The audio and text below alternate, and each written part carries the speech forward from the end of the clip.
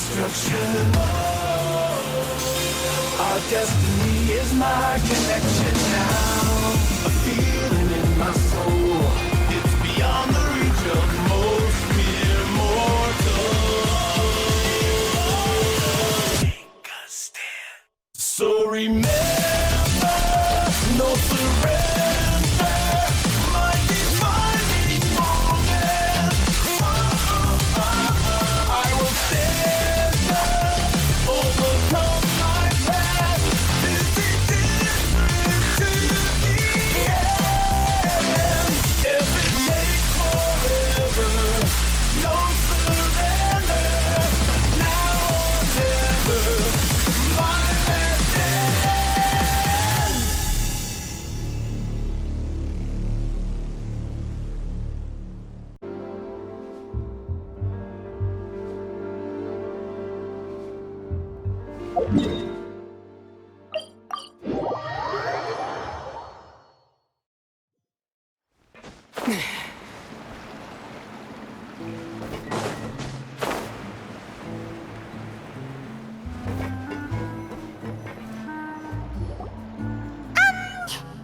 So, this whole bake-off thing kind of came out of nowhere. Was it really sensible to just go along with it? Well, I got a sense that she's holding something back. But we chefs always express ourselves in our cooking. So if she won't talk, this might be the best way to find out what's really going on with her. Huh? Holding back? Sure didn't sound that way to Paimon. Escoffier only picked up on it because she's the same way. Always closed off, never letting you know what she really thinks. That's patently false, at least where your macarons are concerned. I've been nothing but truthful with you about the disgraceful amount of sugar you use. Okay, that's one case where you can keep your thoughts to yourself. Oh, that? Well, it's not so much a recipe book as a diary of Modeste's adventures. Back in the day, he and his good friend Savelli explored far and wide, partly adventuring, partly looking for new ingredients and developing new recipes. Their creations had an enormous influence on the course of Fontaine cuisine, turning it into a much more vibrant and diverse scene. For instance, legend has it that the original Gâteau de Bourg was made using a special secret ingredient that Modeste discovered on one of his adventures. So rare was the ingredient that they could never make more than 16 slices of the cake per day.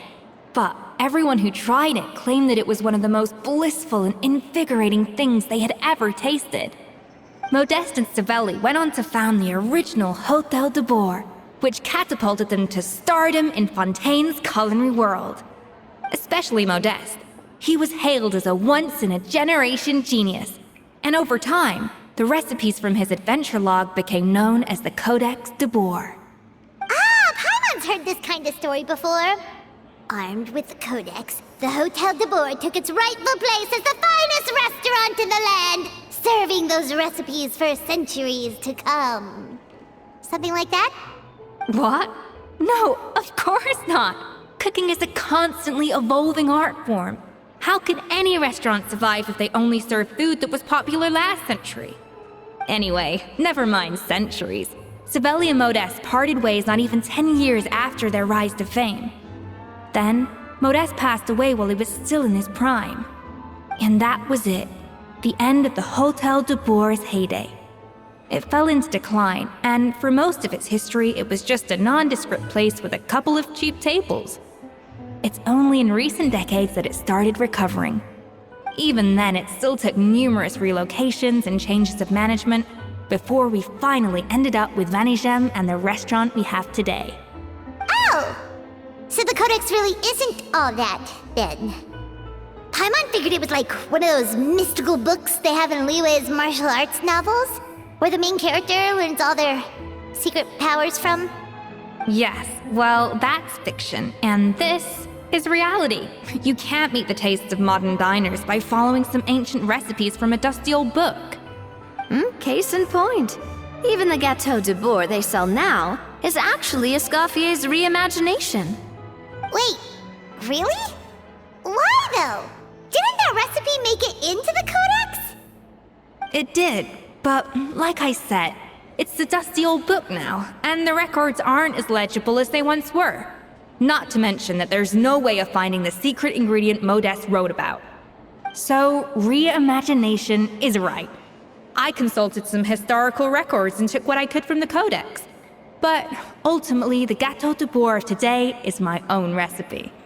As for why we gave it the same name and kept the tradition of only selling 16 slices a day, well, you've got Venegem's business sense to thank for that. Oh! Huh.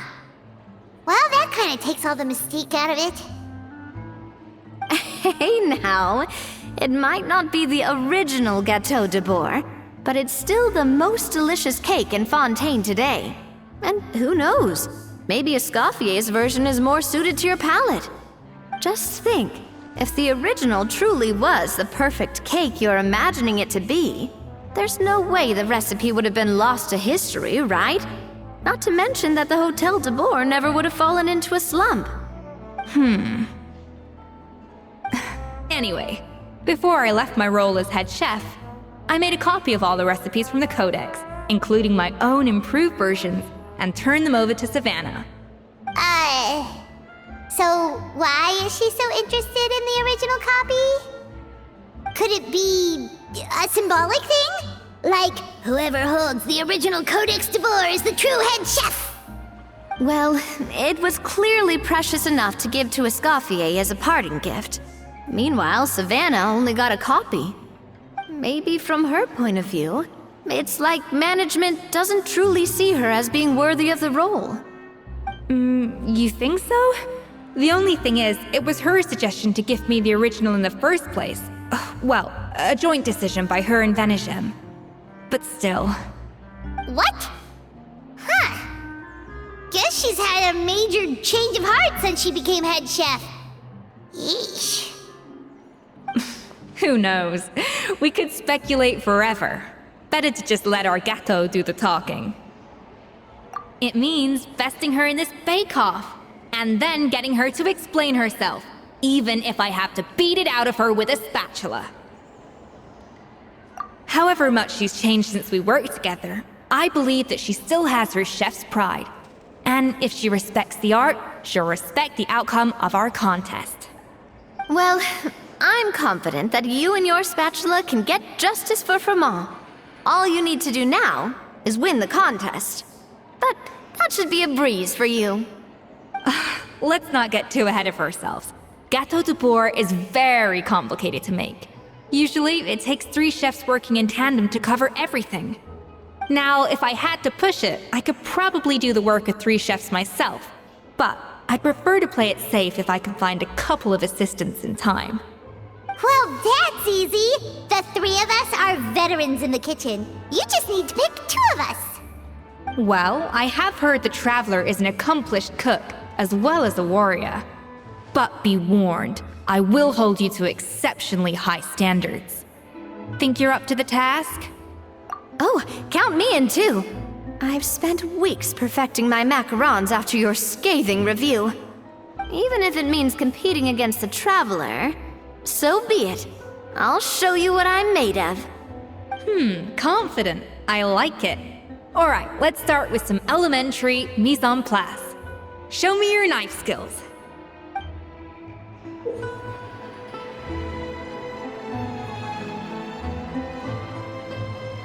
I've always called it chopping stuff up, not mise en place. But it's basically the same thing, right? Oh, Navia. Looks like you found that easier than I expected. Yeah, thankfully it was pretty straightforward in the end. You made it sound like we'd be carving statues out of fruits or something. Well, brace yourself, because the next step is anything but straightforward. I'll be using this cold press to extract flavor compounds from the ingredients. A kind of special food processor I got the Fontaine Research Institute to make for me. It uses cold temperature extraction to isolate the essence of cooking ingredients, which can then be used to flavor dishes more precisely. But this isn't exactly standard kitchen equipment, so that probably didn't make a whole lot of sense. Let me give you a demonstration instead.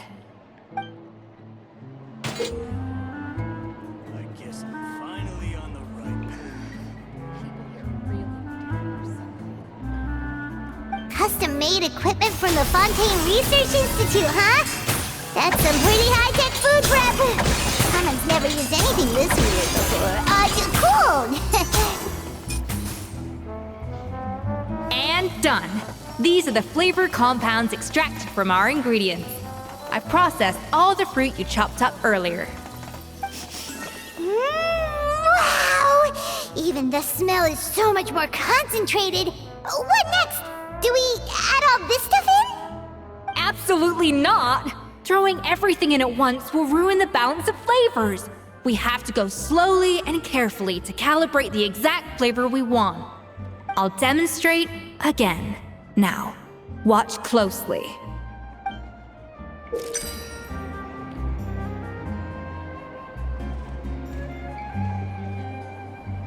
Slowly and carefully.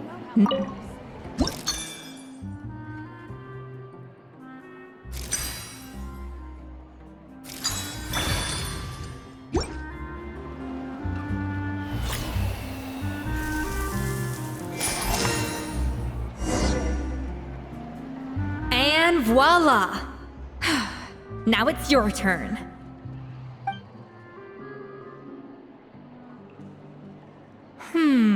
Not terrible. Considering this was everyone's first time blending flavor extracts, it could have been worse. But the traveler's work was surprisingly good. Are you sure you've never done this before? You got almost perfect results on your first try. Oh, well, they do say adventurers are multi-talented folks. Now I've seen it firsthand. Alright, now for the part I've been looking forward to. I want each of you to cook something from the Hotel de Boer's current menu. I'll judge your submissions and give you a final score. That's right, the true test of your cooking skills is the finished product. It'll be good practice for the contest itself. Now get to it. Chop chop! Finally on the right path. How's it going? Have you picked a dish yet? Choose wisely. I expect you to present the most delicious thing on the menu.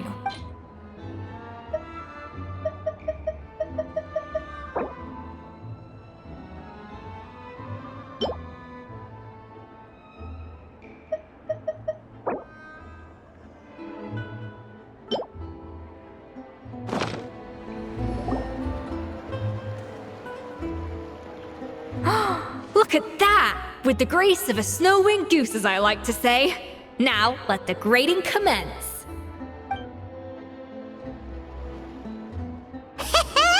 Pretty good, right? Not to brag or anything, but Paimon's a bit of a connoisseur when it comes to la food. 6 points. What? Oh, well, fair enough. Paimon doesn't cook all that often, so as long as it's a pass. That's 6 out of 100. What?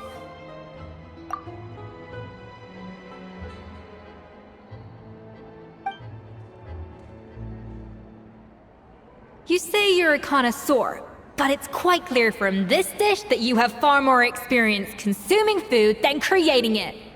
By that logic, I suppose you think listening to Lady Farina on repeat every day would make you an opera singer. Aww. Me next, me next! I'll have you know that this batch of macarons has 2 whole tablespoons less sugar than my previous ones. So you went from 12 tablespoons to 10? Well, it's nice to know you actually measured it out. Because it tastes like you just threw in whatever was left in the jar. 6 points. Aww. Now to the final dish. So, what do you think? This is our last hope. 8 points. Darn! That's barely higher than what we got. Not exactly. The color is spot on. Beautiful aroma. Excellent presentation. I have to give this one 8 points out of 10. Maybe even 9 points. Huh? How did you pull that off? Don't get me wrong, there's room for improvement. But still, this is clearly the work of an accomplished chef. I can tell that you've put many hours of work into honing your skills in the kitchen. I can really taste the grace of the snow-winged goose in this dish. The traveler's journey, with all its trials, tribulations, and setbacks. Not to mention the frustrations of having a picky eater for a partner. Hey, you made that last part up! No way did you taste that! Well, it looks like I lost fair and square. I guess you'll be taking the Traveler as one of your assistants then? But if it takes 3 chefs, that still leaves 1 slot remaining. Maybe Paimon and Navia should keep practicing and see how it goes? Chef Escoffier! Oh, it's Hilaire! What brings you here? I heard the news about the cooking contest. You're doing Gâteau de Bourg, right? I was just wondering if you needed any help? And you think you're up to the task, do you? Oh, no, I know I'm not there yet. It's actually my dad who wanted to help. Firma, last I heard, you could barely get out of bed. Chef Escoffier, Navia, Traveler, thank you all so much for everything you're doing for me and my family. I've had enough of sitting around at home while you run yourselves ragged. If you let me, I'd like to help you win this cooking contest. Yeah, I was gonna say the same thing. Don't you worry, I'll be fine. I'm feeling much better now. I'm sorry. I know I've been rather useless these past few days, but not anymore. The fact is, I'm a fine chef, despite recent events. I've proven myself in the Hotel de Bourg kitchen, so if anyone's qualified to work under Chef Escoffier, it's me. I think. I mean, I hope so. Firma, have you even set foot in a kitchen since leaving Hotel de Bourg? I have not, but I'm fully rested now. I know I can handle it. I'll prove it. Let me whip something up for you right now.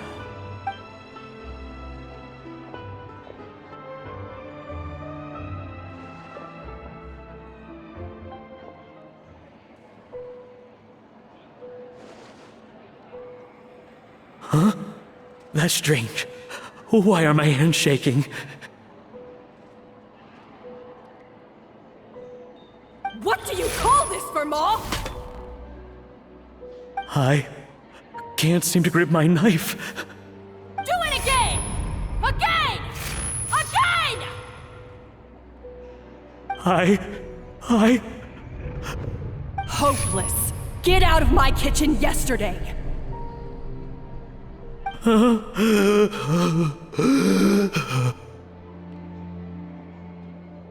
Dad!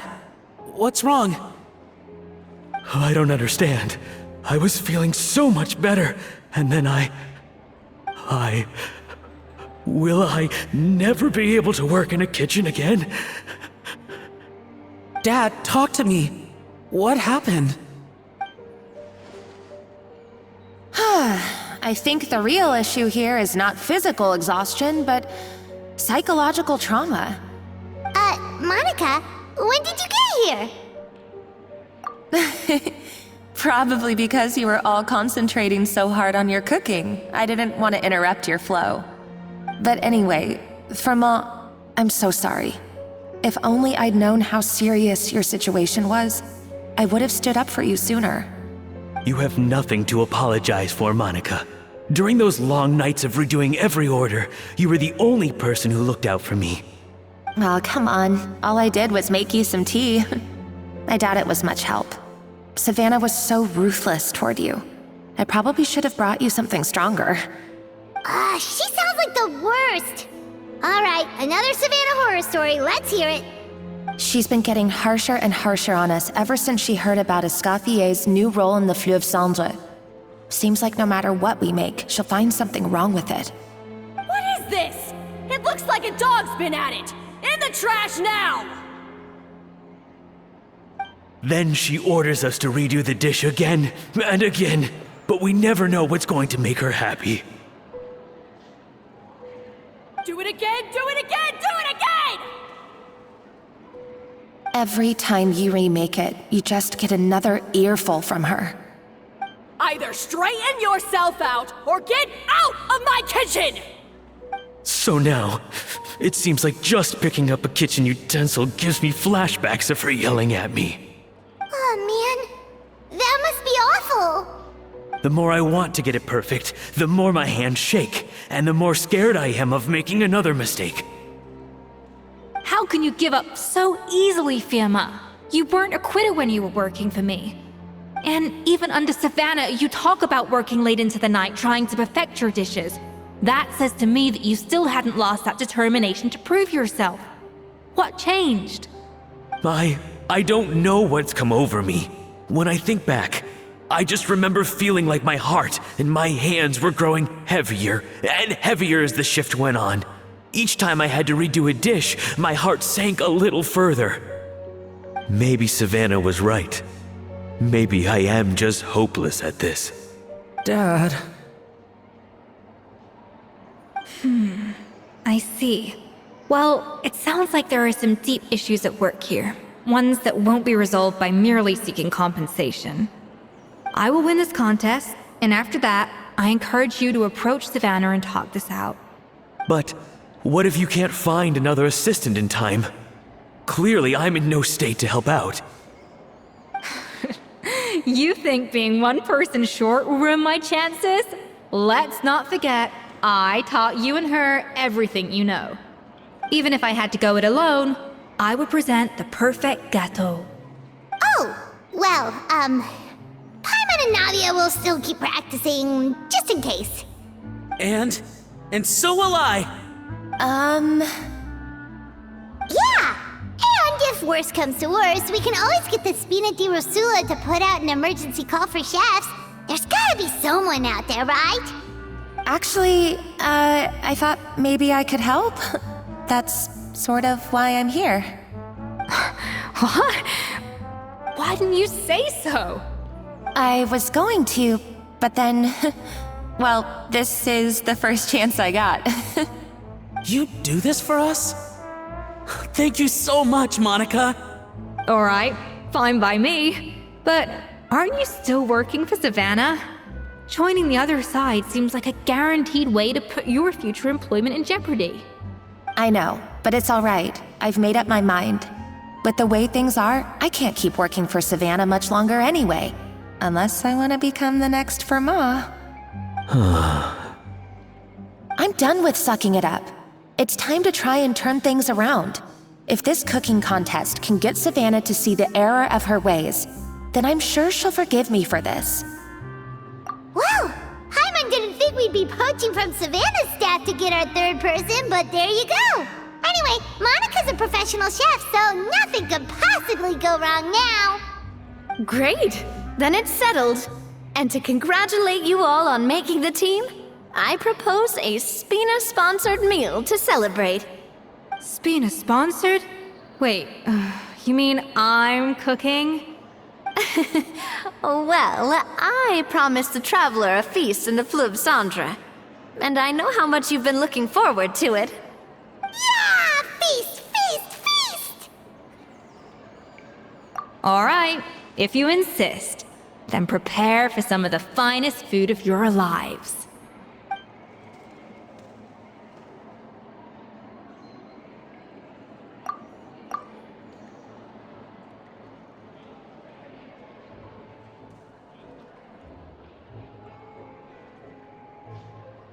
That's not a bad idea, actually.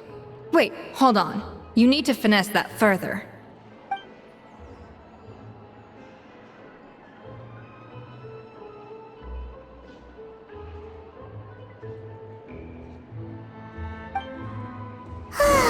That was a dream come true. Paimon never knew Fontanian cuisine could be this good.